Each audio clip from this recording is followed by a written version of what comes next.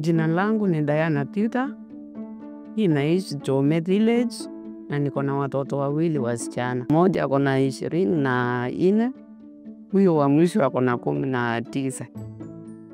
Kuna wakati CHV wanatutembelea, wanatuambia tuende tukapimwe, tujue hali ya uzazi. Sasa wakati huyo CHV wetu alikuja, akaniambia, akaniomboleza vizuri, nikaona wacha niende mission, nikapimwa. Nikakatwa nyama, ikapimwa, nikapewa majibu, nikaambiwa katika uzazi wangu kuna mashida na inatakiwa kutolewa kabla haijafikia ile kiwango ya mashida. Kwa sababu sikusikia nikiumwa, na sikuwa nikisikia mahali popote.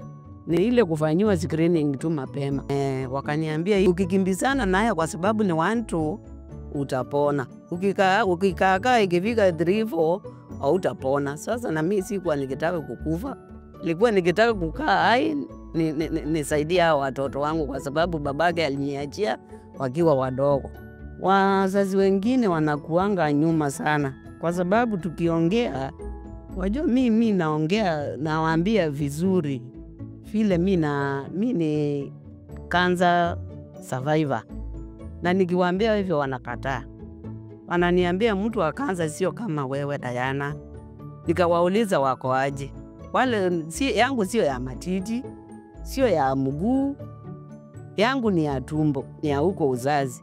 Sasa unakataa kwa nini? Na kwa nini mnakataa na wasichana wakidungwa? Msichana akidungwa anazuliwa. Itikieni watoto wachanjwe.